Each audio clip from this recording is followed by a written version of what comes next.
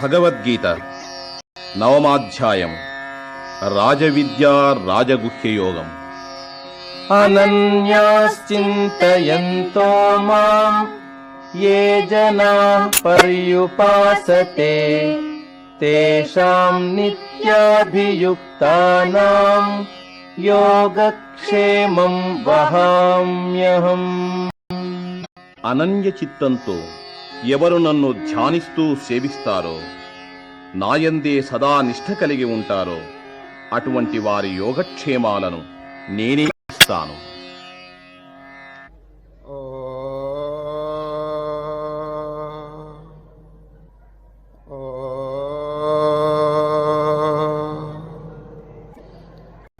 ఓం నమో బ్రహ్మాదిభ్యో బ్రహ్మ విద్యా సంప్రదాయ కర్తృభ్యో వంశ ఋషిభ్యో మహద్భ్యో నమో గురుభ్యః. ఓం మంగళం గురుదేవాయ మహనీయ గుణాత్మనే సర్వలోకశరణ్యాయ సాధురూపాయ మంగళం. హరి ఓం. రాజవిద్య రాజగుహ్య యోగం ఈరోజు ప్రారంభించేది. ఈ రోజుతో సగం పూర్తి అవుతుందండి. భగవద్గీత హాఫ్, పూర్వార్ధం ఈ రోజుతో అయిపోతుంది. రేపటి నుంచి ఉత్తరార్ధం. అది నెక్స్ట్ 9 చాప్టర్స్. అది 9 అధ్యాయములు అంటే సరిగ్గా సగానికి వచ్చినాం అన్నమాట ఇప్పుడు భగవద్గీతలో. ఈ అధ్యాయం పేరేమిటి చెప్పండి? రాజవిద్య రాజగుహ్య యోగం. అది ఆ శీర్షిక ఒక నిమిషం మనం విచారణ చేస్తాం. రాజవిద్య, రాజ అనే పదం ఎప్పుడండి ప్రయోగం చేసేది? అందరికంటే గొప్ప, ఏదైనా గొప్పగా ఉంటే దాన్ని రాజా. ఇప్పుడు చూడండి, మృగరాజు. మృగరాజు అంటే ఏమండి? మృగములు, జంతువులందరిలో రాజు ఎవరు చెప్పండి? సింహం. సింహానికి మృగరాజు అని పేరు. అక్కడ రాజా అనే పదానికి ఏమండి? సింహాసనం మీద కూర్చున్నదనే. సింహాలు కూర్చుంటాయండి సింహాసనం? లేదు. ఆ గొప్ప మృగములన్నిట్లో మహాశక్తివంతమైన పౌరుషం కలిగినటువంటి జంతువు కాబట్టి మృగరాజు అని పేరు పెట్టారు. అదేవిధంగా ఎవరు అందరికంటే గొప్పవారో రాజా అనే పదం వారికి వస్తుందండి. ఇప్పుడు విద్యలు, ప్రపంచంలో చాలా విద్యలు ఉన్నాయండి. చావుని తప్పించే విద్య ఏది? అది ఏ విద్య కూడానండి మరణము నుంచి తప్పించలేదు జీవుణ్ణి. ఎన్ని విద్యలు చదివినా ఆ శ్మశానంలో బూడిదైపోవాల్సిందే, అంతే, ఫినిష్. ఆ మృత్యువుని మరల తప్పించుకునేటువంటి జన్మరాహిత్యాన్ని కలుగు చేసే విద్య అది అన్నిటికంటే గొప్పది. ఏది చెప్పండి? ప్రపంచంలో 64 విద్యలు ఉన్నాయి, ఒక్కటి కూడా అటువంటిది పని చేయలేదండి. అది మృత్యువుని తప్పించలేదు, అమరత్వాన్ని కలుగు చేయలేదు. ఈ ఆధ్యాత్మిక విద్య మాత్రం అటువంటి పని చేస్తుందండి. అది చదివి చదివి చదివి చావంగనేటికి చావులేని చదువు చదువవలయో, చదివి చదివి కోటి జనులు చచ్చిరిగదా విశ్వదాభిరామ వినురవేమ. వేమన. చావుని తప్పించే విద్య నేర్చుకోండి. విద్యలు చాలా ఉన్నాయి, కానీ అన్నిటికంటే గొప్పది ఏమిటంటే మరల ఈ సంసార కూపంలో, మరల తల్లి గర్భంలో, మరల ఈ రొంపిలో పడకుండా మనని తప్పించేది. ఇప్పుడు ఎన్ని జన్మలు గడిచినాయో నిజంగా మన అనుభవానికి లేదు, కానీ శాస్త్రం చదివితే కోటాను కోట్ల జన్మలు గడిచిపోయినాయి నాయన, ఇప్పుడైనా కొంచెం జాగ్రత్త పడు అని చెప్పేవారు హెచ్చరిక చేస్తున్నారండి. అది కనుక విద్యలు అనేకం నేర్చుకోవచ్చు, దాంట్లో తప్పు లేదు. ఏ విద్య అయినప్పటికీ మానవుణ్ణి మృత్యువు నుంచి తప్పిస్తుందా చెప్పండి? అది అన్ని విద్యల కంటే గొప్ప విద్య ఏదో శ్రీకృష్ణ పరమాత్మ ఇప్పుడు నిరూపిస్తున్నారు. దీని పేరు రాజవిద్య అని పేరు పెట్టారండి. ఇది అధ్యాత్మ విద్యకు రాజవిద్య. రెండవది రాజగుహ్యం. గుహ్యం అంటే సీక్రెట్, రహస్యం. అర్జున, ప్రపంచంలో చాలా రహస్యాలు ఉన్నాయి, కానీ అన్నిటికంటే గొప్ప రహస్యం ఇప్పుడు నేను చెప్పబోతున్నాను. చూడండి, ఇంకా సబ్జెక్ట్లో దిక్కపూర్వమే దాని మహిమ చెప్తున్నారండి. రాజవిద్య రాజగుహ్య యోగం. మొదటి శ్లోకం. ఇదం తు తే గుహ్యతమం ప్రవక్ష్యామి అనసూయవే, జ్ఞానం విజ్ఞాన సహితం యజ్ఞాత్వా మోక్షసే అశుభాత్. అది అర్జున, జ్ఞానము విజ్ఞానము ఈ రెండో నీకు బోధిస్తున్నాను. ఎందుకు నీకు చెప్పాలి? దాని కారణం ఇదం తు తే గుహ్యతమం ప్రవక్ష్యామ్యనసూయవే. ఇతరులు ఎవరికి చెప్పకుండా మీకు చెప్పడానికి కారణం మీలో ఒక విశేషం ఉన్నది. ఏమిటంటే అసూయ లేదు. ఎంతమందో మహనీయులు ఉన్నారు, ఎంతమందో మానవులు ఉన్నారు ప్రపంచంలో, స్నేహితులు ఉన్నారు, బంధువులు ఉన్నారు, ఎంతమందో, కానీ ఎవరికి చెప్పకుండా మీకు చెప్పడానికి కారణం ఏంటి? మీలో ఒక ప్రత్యేక సుగుణం నన్ను ఆకర్షించింది. ఏమిటి ఆ ప్రత్యేక సుగుణం? అసూయ లేకుండా ఉండటం. అది అనసూయవే అన్నారని చూడు. అసూయ అనేదండి మహాదుర్గుణం అండి అది. అసూయ అంటే ఏమిటి తెలుసండి? ఎవరైనా బాగుపడుతుంటే కడుపులో తిప్పుతుందండి, అది ఇంకేమీ లేదండి. ఎవడైనా వృద్ధికి వస్తుంటే ఓర్చలేడు. మీరు అడగచ్చు, ఎవరైనా దృష్టాంతం చెప్తారా ఈ అసూయ గల వాళ్ళలో అని? దుర్యోధనుడండి. అది పాండవులు హాయిగా బతుకుతుంటే ఈయన గారికండి భోజనమే అసలు ఎక్కలేదండి, సహించలేదు. అది తిప్పుతున్నది కడుపులో, బాధపడుతున్నాడు. ఏమండి, ఎవరైనా వృద్ధికి వస్తుంటే చక్కగా ఇంకా బాగుపడండి అని అనాలా, లేకపోతే బాధపడాలా చెప్పండి? ఈ పాడుగుణం ఎవరికైనా ఉంటే దాని పేరు అసూయ అండి. ఈ అసూయ అనేది అన్ని దుర్గుణాలకండి అన్నిటికంటే హీనమైనటువంటిది అని చెప్పొచ్చు అండి. అనేక దుర్గుణాలు ఉన్నాయి, కానీ అన్నిటికంటే హీనమైనటువంటిది ఈ అసూయ అండి. అందుచేత అసూయ అనేది ప్రత్యేకంగా పేర్కొన్నారు ఇక్కడ. నాయనా ఈ పాడుగుణం లేదు నీలో, అది అనసూయవే. అది మహనీయులు అనేక మంది ఉన్నారు, ప్రజలు అనేక మంది ఉన్నారు, బంధువులు అనేక మంది ఉన్నారు, మిత్రులు అనేక మంది ఉన్నారు. మీకు ప్రత్యేకంగా చెప్పడం ఏంటంటే మీలో ఉన్నటువంటి గుణం నన్ను ఆకర్షించింది. ఏమిటి ఆ గుణం? అనసూయవే. అది అసూయ లేకుండా ఉండటం అనేటువంటిది. ఏ అసూయను గురించి మీకు బాగా తెలియాలంటే ఒక చిన్న దృష్టాంతం చెప్తాను.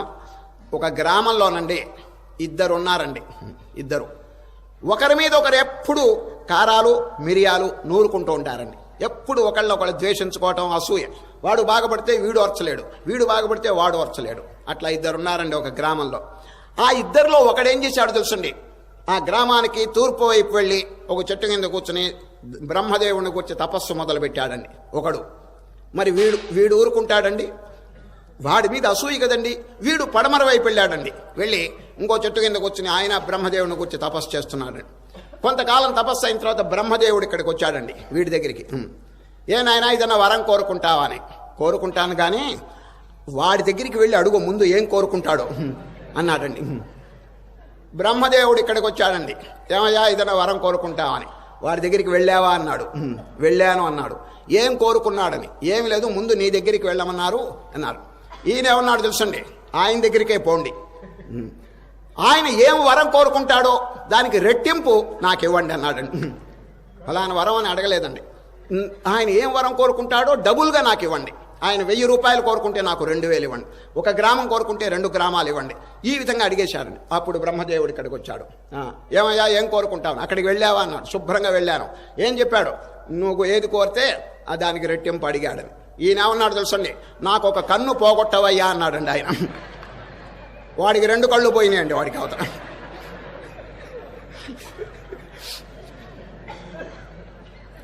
చూడండి, డబుల్ కోట అండి ఈయన గారికి, డబుల్ కోట. దీని పేరే అసూయ అండి. చూసారా? ఓర్చలేడు వాడు. చూడ అనవసరంగా వాడికి వీడు కన్ను పోగొట్టుకున్నాడండి వాడి కోసం అని చెప్పి వీడు. అందుచేత ఈ దుర్గుణం గనక ఎవరికైనా ఉంటే సర్వనాశనం, జీవితమే నాశనం అయిపోతుందండి. ఇదంతుతే గుహ్యతమం ప్రవక్ష్యామ్యనసూయవే యజ్ఞానం విజ్ఞాన సహితం యజ్ఞాత్వా మోక్షసే అశుభాత్. ఈ బోధ గనక మీరు వింటే అర్జున, అశుభాత్ అజ్ఞానం నుంచి విముక్తులైపోతారది. అశుభాత్ అంటే పాపం అని చెప్పచ్చు, లేక అజ్ఞానం అని చెప్పచ్చు. దాని నుంచి విడుదల పొందేస్తారు. ఈ బాధ, ఈ సంసార తాపం అంతా తొలగిపోతుంది. ఈ జ్ఞానము విజ్ఞానము ఈ 2 గనక తెలుసుకుంటే మానవుడు తరించిపోతాడని చెప్తున్నారండి. జ్ఞానంతేహం సవిజ్ఞానం ఇదం వక్ష్యామ్యశేషతః. కేవలం వాచాజ్ఞానం కాదు నాయన, అనుభవ సంబంధమైంది కూడా మీకు చెప్తున్నాను. విజ్ఞానం చూడండి, జ్ఞానము విజ్ఞానము, థియరిటికల్ నాలెడ్జ్, ప్రాక్టికల్ నాలెడ్జ్ 2 కూడా మీకు చెప్తున్నాను. జ్ఞానం విజ్ఞాన సహితం యజ్ఞాత్వా మోక్షసే శుభాత్. రాజవిద్యా రాజగూహ్యం పవిత్రమిదముత్తమం ప్రత్యక్షాగమం ధర్మ్యం సుసుఖం కర్తుమవ్యయం. ఇది పెద్ద కష్టం కాదు ఆచరించటం. సుసుఖం చాలా తేలిక. మనం గనక ప్రయత్నం చేసి అభ్యాసం చేసి గనక దీన్ని సాధిస్తే చాలా తేలికండి.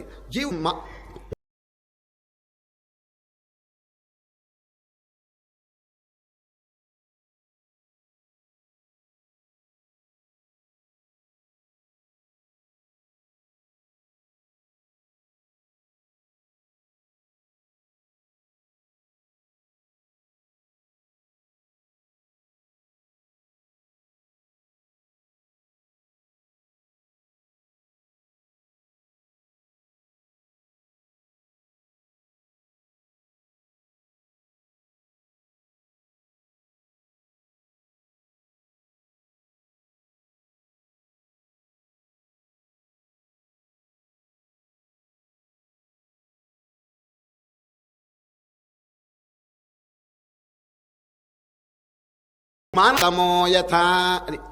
ఆ ప్రమత్తత అంటే బద్ధకం గనక పెరిగితే సూర్యుడు అస్తమిస్తే చీకటి ఎక్కడి నుంచో వచ్చి ఎట్లా ఆక్రమించుకుంటుందో ఆ విధంగానండి దుఃఖం అనేది ఆవరిస్తుందండి. ఏది? ఈ ప్రమత్తత, ఈ సోమరితనం వల్లది. ప్రమాదే జృంభతే మాయ సూర్యాపాయే తమో యథా. కాబట్టి శ్రీకృష్ణ పరమాత్మ మొన్న 8వ అధ్యాయం చెప్పారు నిన్నే. అభ్యాసయోగయుక్తేన, అభ్యాసానికి ఒక యోగం అని పేరు పెట్టారు. అభ్యాసయోగయుక్తేన చేతసా నాణ్యగామిన పరమం పురుషం దివ్యం యాతి పార్థానుచింతయన్. అది ఒక ఆయనకండి ఒక కుమారుడున్నాడండి, పిల్లవాడు. వాడిని స్కూల్లో చదివేశాడండి. ఎవరు? తండ్రి గారు. వాడు పూర్వజన్మలోనండి ఏ విధమైన సంస్కారం లేదు, వాడికి ఏం పాఠాలు రావటం లేదండి. వాడు చిల్లరగా సోమరిగా తిరుగుతున్నాడు. అప్పుడు తండ్రి ఏం చేసినాడు తెలుసండి, వారికి ఇంగ్లీషు బాగా నేర్పాలని ఇంటి దగ్గర ప్రైవేట్ ట్యూషన్ చెప్పిస్తున్నాడండి. ఇంగ్లీషు ప్రైవేట్ ట్యూషన్ చెప్పిస్తున్నారు వాడి కుమారుడికి. పరమ సోమరి వాడు. ప్రైవేట్ ట్యూషన్ చెప్పిస్తుంటే వాడికి బాధగా ఉందండి ఈ ప్రైవేట్ మాస్టర్ వచ్చి వాడికి బోధించడం. ఇది ఒకనాడు వాడు మాస్టర్ గారిని అడిగాడు, సార్ ఈ ఇంగ్లీష్ ఇంకా ఎంతకాలం చదవాలి అని అడిగాడండి వాడు. వాడికి విసుగు పుట్టింది, పాడు సోమరి కదండి. ఈ ఇంగ్లీష్ ఇంకా ఎంతకాలం చదవాలన్నాడు. మాస్టర్ గారు ఒక జనరల్గా ఒక విషయం చెప్పారు. నాయన, కొత్త పాఠం ఇంగ్లీష్లో చదవంగానే పాత పాఠం ఎంత చక్కగా అర్థమవుతుందో అంత చక్కగా కొత్తగా చదివిన పాఠం కనుక అర్థమైతే అప్పుడు జనరల్ నాలెడ్జ్ వచ్చిందని అర్థం. అప్పుడు మానే. అర్థమైందండి? ఏ గుర్తు చెప్పాడు? కొత్తగా ఇంగ్లీష్లో ఏదైనా పాఠం చదివితే అంత సులభంగా, అంటే పాతది అర్థమైనంత సులభంగా కనుక అర్థమైతే అప్పుడు నీకు జనరల్ నాలెడ్జ్ వచ్చిందని అర్థం. అప్పుడు మానే అన్నాడండి ఇంగ్లీషు చదవటం. వాడండి మరుసటి రోజే మానేశాడు. ఎందుకురా మానేశావంటే, సార్ కొత్త పాఠం అర్థం కావటం లేదు, పాత పాఠం జ్ఞాపకం రావట్లేదు, రెండు సమానంగా ఉన్నాయన్నాడండి వాడు. మాస్టర్ గారు రెండు సమానంగా ఉంటే ఆపమన్నాడు. వీడికి మరుసటి రోజే అది ఆ పని చేసేసాడండి. పరమ సోమరి. ఈ విధంగా ఆధ్యాత్మిక క్షేత్రంలో ఉండకూడదు. Daily practice. అది ఇప్పుడు భోజనం అనేది ఎన్ని రోజులకి తింటున్నారు చెప్పండి? రోజులకండి. నారాయణ ఒక రోజులోనే 3 సార్లు తింటున్నారు ఏమండి. ఇంకా మధ్య పానీయం సమర్పయామి అది. ఇంకా మధ్యలో ఏదో తాగుతుంటారు. ఈ విధంగా ఈ స్థూల శరీరాన్ని గురించి ఇంత జాగ్రత్తగా ఉంటే అది ఒక్కటేనండి మనకి శరీరం. లోపల సూక్ష్మ శరీరం, మానసిక దేహం, లింగదేహం అనేటువంటిది ఒకటి ఉన్నది. దాన్ని కూడా మనం ఆరోగ్యంగా చూడాలండి. దానికి కూడా ప్రార్థన, జపము అనేటువంటి ఆహారం మనం వెయ్యాలండి. గాంధీ మహాత్ముడు చూడండి, డైలీ ప్రార్థన చేస్తారు. అది కారణం ఈ స్థూల శరీరం కంటే దానికి ఎక్కువ ప్రాధాన్యత ఇచ్చారండి మహాత్ముడిది. దానికి ఏమిటండి? భోజనం. ఇదే ప్రార్థన, పారాయణం, జపము, ఆరాధన, భగవచ్చింతన. ఇది ఆ సూక్ష్మ శరీరానికి మనం వేయవలసిన భోజనం. అది మరి కనీసం మార్నింగ్ అండ్ ఈవినింగ్, పొద్దున సాయంత్రం 2 పర్యాయములైనా భగవంతుని ధ్యానం చేయకూడదు. ఆ విధంగా చేస్తే రెగ్యులర్గా సుసుఖం, చాలా తేలికనైనా సులభంగా మోక్షం పొందవచ్చునని శ్రీకృష్ణ పరమాత్మ చెప్తున్నారు. సరే, అశ్రద్ధ అయితే ఒక కాషన్ అంటే ఒక హెచ్చరిక చేస్తున్నారు. ఏమిటి తెలుసండి? శ్రద్ధ లేకపోతే ఎవరు కూడా ఈ మార్గంలో ముందుకు పోలేరు అన్నాడండి. శ్రద్ధ, విశ్వాసం. ఇది అశ్రద్ధానా పురుష ధర్మస్యాస్య పరంతప అప్రాప్య మాం నివర్తంతే మృత్యు సంసారవర్త్మనే. అది శ్రద్ధ గనక లేకపోతే ఎవరో ఈ మార్గంలో ఉన్నతిని పొందలేరు. ఆ వాక్యం అశ్రద్ధ. అది చాలా ముఖ్యం అండి. శ్రీకృష్ణ పరమాత్మ మొన్న కూడా జ్ఞానయోగం చెప్పేటప్పుడు ఏం చెప్పారు? ఎవరికి జ్ఞానం లభిస్తుందంటే శ్రద్ధ కలవారికి అని చూడు. నహి జ్ఞానేన సదృశం పవిత్రమిహ విద్యతే తత్స్వయం యోగ సంసిద్ధ కాలేనాత్మని విందతి. అశ్రద్ధదాన, శ్రద్ధ లేనటువంటి వారికి ఇది ఎప్పుడు కూడా లభించదని ఈరోజు శ్రద్ధ, విశ్వాసము ఇది చాలా నొక్కి చెప్పారండి. అర్థమైంది? అనేక మంది ఈ మార్గంలో ప్రయత్నం చేస్తున్నారు. Faith upon God, faith upon the master, faith upon scriptures, faith upon himself. దైవం మీద విశ్వాసం, గురువు మీద విశ్వాసం, శాస్త్రం మీద విశ్వాసం, తన మీద విశ్వాసం. అది ఈ విధంగా 4 విశ్వాసములు కలిగి ఉంటే అచిరకాలంలోనే వాడికి శాంతి, మోక్షం కలుగుతుందండి అని శాస్త్రములు చెప్తున్నాయి. ఇప్పుడు అందుకనే అశ్రద్ధదాన. కొందరికండి ఏదైనా పుస్తకం చదవంగానే అనేక సంశయాలు వస్తాయండి. మీరు అడగచ్చు, ఏమండి సంశయం రాకూడదా అని. రావచ్చును, but there is a limit. దానికి ఏదో హద్దు ఉందండి. ఊరికే సంశయములు పెంచుకోకూడదండి. మొదట్లో దాన్ని జీర్ణం చేసుకోవాలి. దాని మీద ఒక ఫెయిత్ ఏర్పరచుకుని మొట్టమొదటి ఆచరించాలి. ఆచరించి మనకు కనుక రిజల్ట్ రాకపోతే అప్పుడు డౌట్ ఏర్పడచ్చండి. ఇది ఏమిటండి, ఇది ఆచరించినా కూడా నాకు ఈ ఫలితం కలగలేదని.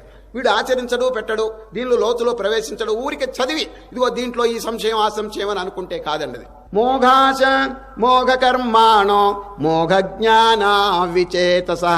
అది ఈ మార్గంలోనండి, ఆధ్యాత్మిక మార్గంలో ఈ బ్రెయిన్ అనేది చాలా ముఖ్యమండి.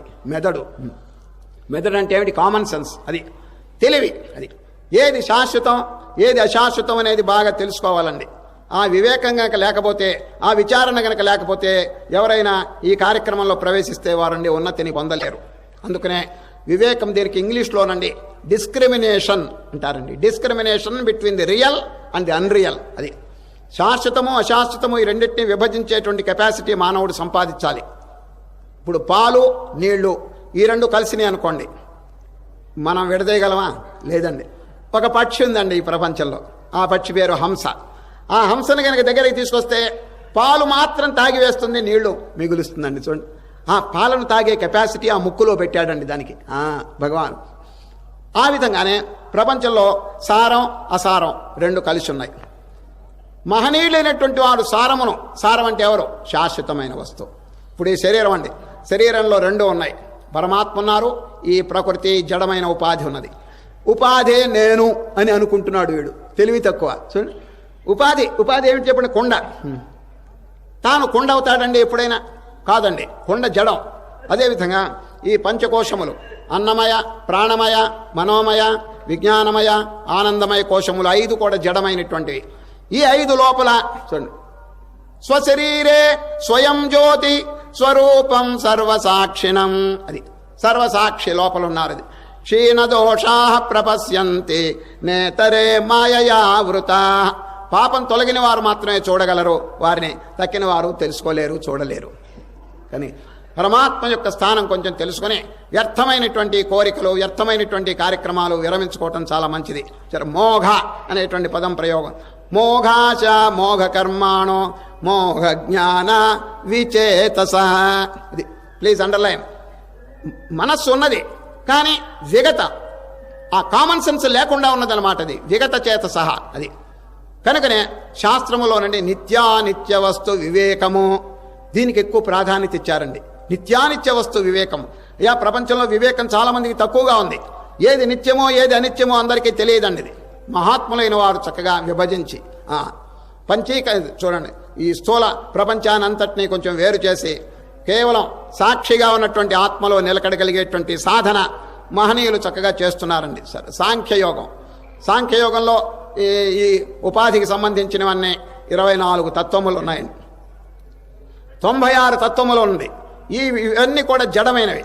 వీటికి సాక్షిగా చైతన్యం ఉన్నదని వాళ్ళు విచారణ చేస్తున్నారు. కనుకనే కామన్ సెన్స్, ఈ వివేకం అనేది చాలా ముఖ్యమండి ఈ ఆధ్యాత్మిక క్షేత్రంలో. కనుకనే విచేత సహా ఈ అజ్ఞానుడికి బ్రెయిన్ లేకపోతున్నది, వారు కార్యముల్లో విఫలమైపోతున్నారని చెప్తున్నారండి. సరే, మోఘాచ మోఘ కర్మాణో మోఘ జ్ఞాన విచేతస రాక్షసీం ఆసురీం చైవ ప్రకృతిం మోహినీం శ్రితా.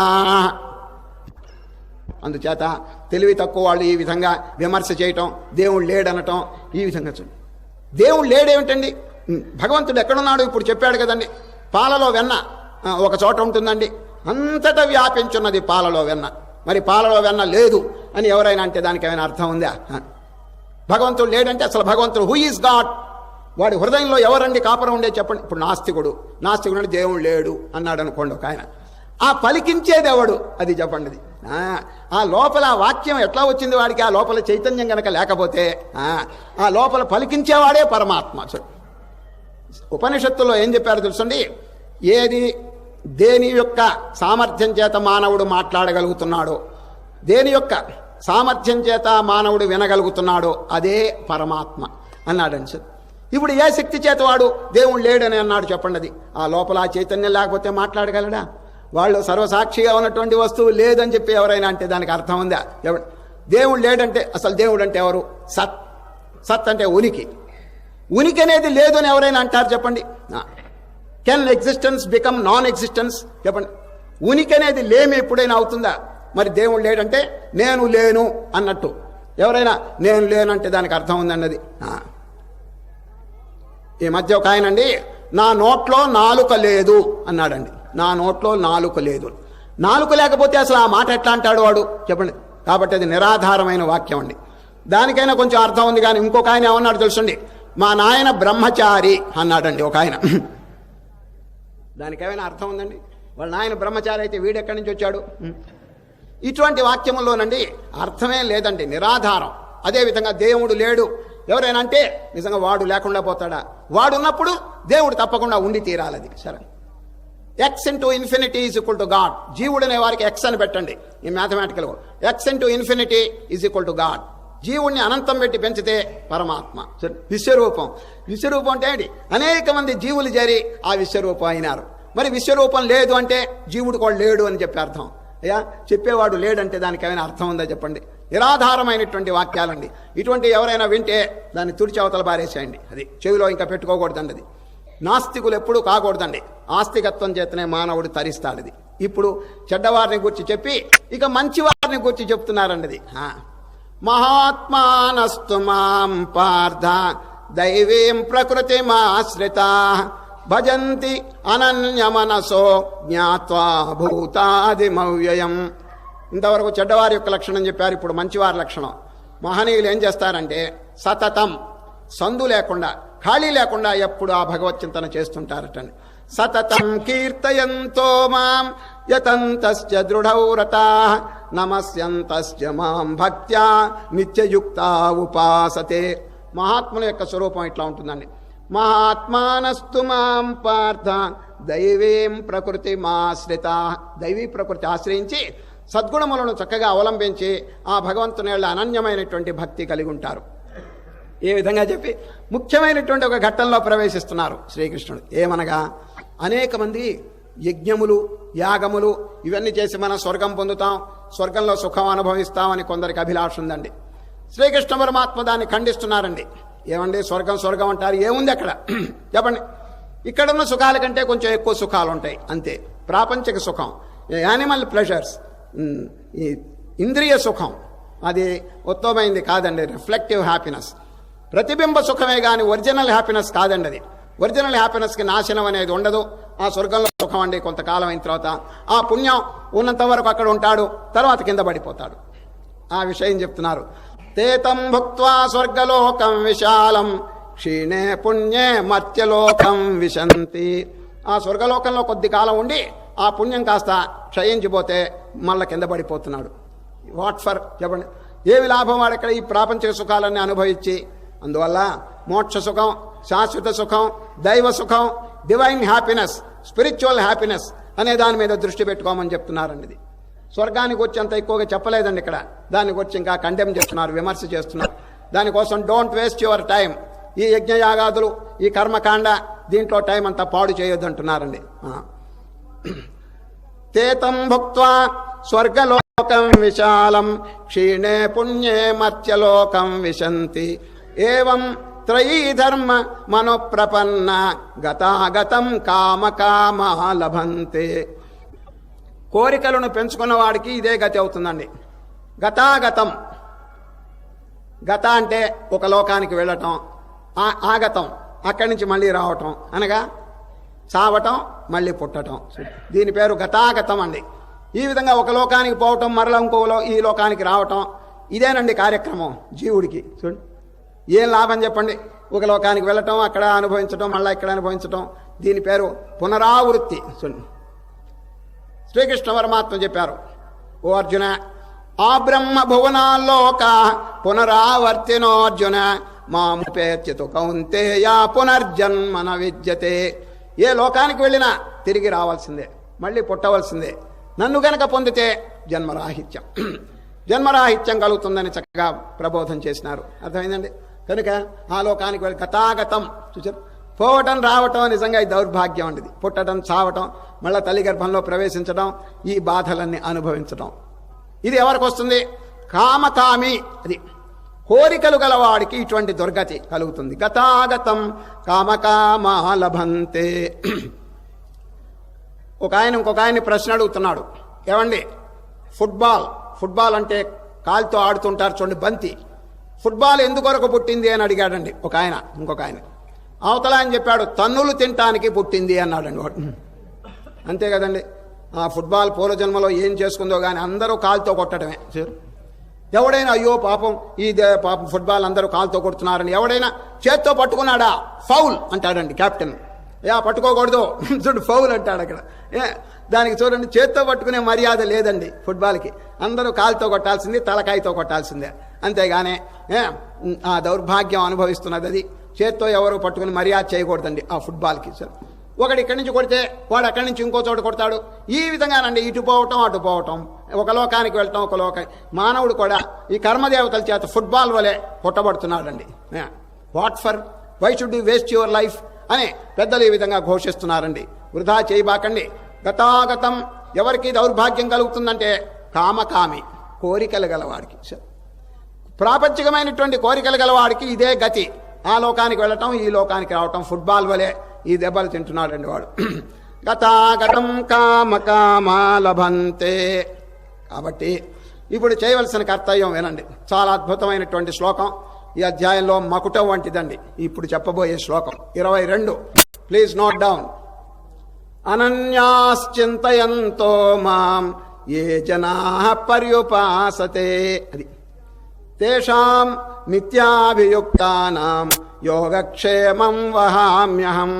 అర్జున, అనన్యమైనటువంటి భక్తితో ఎవరు నన్ను గూర్చి చింతన చేస్తున్నారో వారి యొక్క యోగక్షేమాలు నేను చూసుకుంటాను.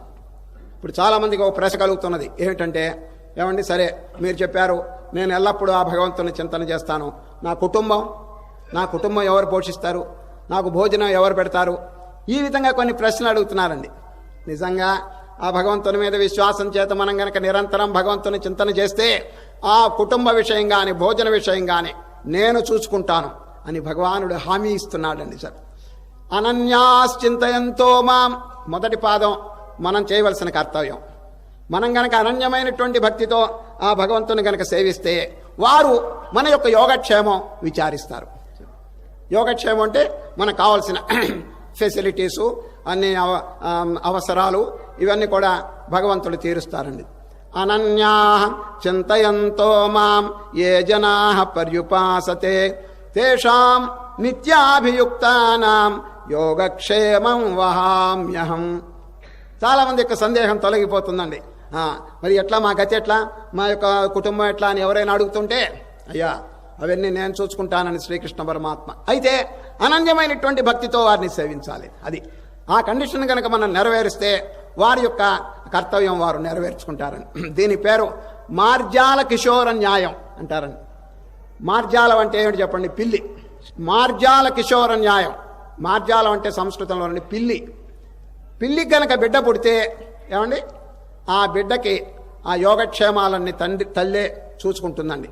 నోటితో ఖర్చుకుని బుట్టలో పెడుతుంది, తట్టలో పెడుతుంది, జాగ్రత్తగా కాపాడుతూ ఉంటుందండి పిల్లని. ఇంకొక జంతువు ఉందండి, దానికి కనుక బిడ్డలు పుడితే ఇంత ప్రేమతో చూడదండి. ఏది? కోతి. కోతికి గనక పిల్ల పుడితే ఆ పిల్ల పట్టుకోవాలి. ఆ కోతి యొక్క పొట్ట, తల్లి యొక్క పొట్ట గనక పట్టుకుంటే తీసుకుపోతుందండి. సరే, పిల్లికి దానికి చాలా భేదం. అది మర్కటం. దీని పేరు మార్జాలం. ఈ భక్తి మార్గం ఎటువంటిదంటే మార్జాల కిషోర న్యాయం అంటారండి శాస్త్రంలో. పిల్ల పుట్టగానే తల్లి ఏ ప్రకారంగా దాని యొక్క యోగక్షేమం విచారిస్తుందో అదేవిధంగా భగవంతుడు ఈ భక్తుల యొక్క యోగక్షేమం విచారిస్తుంటారు అని మార్జాల కిషోర న్యాయం అని చెప్పి చక్కగా ప్రబోధం చేసినారు. దాని పేరు మర్కట కిషోర న్యాయం. ఇది భక్తుల యొక్క లక్షణం ఏమిటంటే వారు చక్కగా భగవంతుని గురించి ప్రార్థన చేస్తూ వారి యొక్క కర్తవ్యం గనక నెరవేర్చుకుంటే పరమాత్మ తాము చేయవలసినటువంటి పని చక్కగా చేస్తారు. ఇది నోట్ చేసుకుని బాగా కంఠస్థం చేయండి. ధైర్యం కలుగుతుందండి. మన గతి ఏమిటి, ఎవరు మన యోగక్షేమాలు విచారి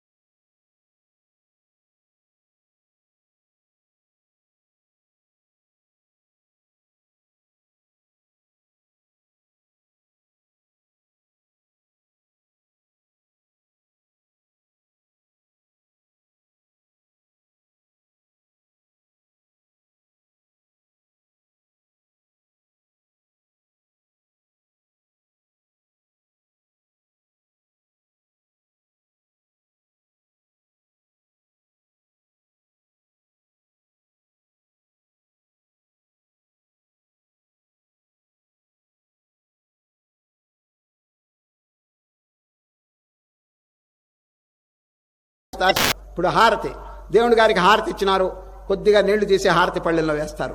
ఏమిటండి, ఏ ఉపచారం చేసినా తీర్థం దాంట్లో వేస్తుంటారు.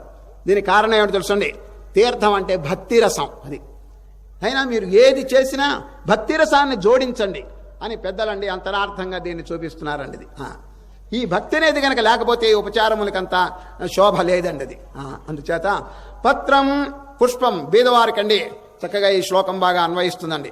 భక్తి లేకపోయినా వారి హృదయంలో గనక పైన ప్రసాదాలు నైవేద్యాలు ఇవ్వలేకపోయినా ఆ భక్తి గనక ఉంటే పరమాత్మ చాలా సంతోషిస్తారండి. ఒక బీదవాడు భగవంతునికి దండం పెట్టి ఈ వాక్యం చెప్తున్నారండి.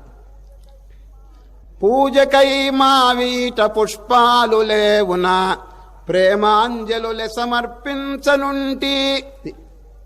మా దగ్గర పుష్పాలు లేవు దేవుడా, నా ప్రేమ అనేది మీకు ఇస్తానంటాడు. చూడు, పూజకై మా వీట పుష్పాలు లేవునా ప్రేమాంజలులే సమర్పించనుంటి. నైవేద్యమిడ మాకు నారికేళము లేదు హృదయమే చేతి కందివ్వనుంటి. నైవేద్యం ఇవ్వాలంటే మా కొబ్బరికాయ లేదు, గుండెకాయ ఇస్తాను అంటున్నాడు. చూడండి బీదవాడు. నైవేద్యమిడ మాకు నారికేళము లేదు హృదయమే చేతి కందియనుంటి. పాద్యములిడ మాకు పన్నీరు లేదునా కన్నీళ్లతో కాళ్ళు కడుగనుంటి. కొందరండి పన్నీరు చల్లుతారండి దేవుడి మీద. నాకు అటువంటి శక్తి లేదు దేవా, పన్నీరు లేదు కానీ కన్నీరు నా భక్తి రసంతో ఆనంద బాష్పములతో నీ పాదములు కడుగుతాను. పాద్యములిడ మాకు పన్నీరు లేదునా కన్నీళ్లతో కాళ్ళు కడుగనుంటి. లోటు రానీయనున్నంతలోన నీకు రమ్ము దయసేయు ఆత్మపీఠమ్ము పైకి అమృత జరిచిందుని పదాంకముల పైన కోటి స్వర్గాలు మొలిపించుకొనుచు తండ్రి. కనుక ఆ భగవంతునికి ఈ బీదవాడు ప్రార్థన చేస్తున్నాడండి. నాకు శక్తి లేదు, అయినప్పటికీ ఆ భక్తి అనేది మీకు సమర్పిస్తానని. కనుక శ్రీకృష్ణ పరమాత్మ ఈ వాక్యం చెప్పి, నాయనా మీరు ఏ కార్యం చేసినా కృష్ణార్పణం, రామార్పణం, బ్రహ్మార్పణం అనండి, నేను చాలా సంతోషిస్తాను. యత్కరోషి యదశ్నాసి యజ్జుహోషి దదాసి యత్తపస్యసి కౌంతేయ తత్కురుష్వ మదర్పణం. అది ఒకవేళ ఇదివరకు ఎవరైనా పాపాచరణ చేసినా పెద్దల యొక్క సాంగత్యం చేత వాడు మనస్సు మార్చుకుని పుణ్య మార్గంలో కనుక దిగితే వాడు పాపి అని అనబడడు, సాధు అని పేరు అంటారు. చూడు, ఇదివరకు ఏదైనా పాపం చేసినా ఇప్పుడు కనుక పుణ్య మార్గంలో ప్రవేశిస్తే వాడు పాపి కాదు, ఎవరు? సాధు. అపి చేత్ సుదురాచారో భజతే మాం అనన్యభాక్ సాధురేవ సమంతవ్య సమ్యక్ వ్యవసితో హి సహ. అనేక రహస్యాలు ఈ విధంగా చెప్పి ఆఖరికండి ఈ శ్లోకంతో పూర్తి చేస్తున్నారు. మన్మనాభవ, అర్జున నీ మనస్సు నా యందు లగ్నం చేయి. మద్భక్తో మద్యాజీ మాం నమస్కురు మామే వైశ్యసి సత్యంతే ప్రతిజానే ప్రియోసి మే మామే వైశ్యసి యుక్తైవ మాత్మానం మత్పరాయణ. ఈ విధంగా శ్రీకృష్ణ పరమాత్మ రాజవిద్య రాజగుహ్య యోగం అనే మహత్తరమైనటువంటి అధ్యాయమును సమాప్తం చేసినారు. రేపు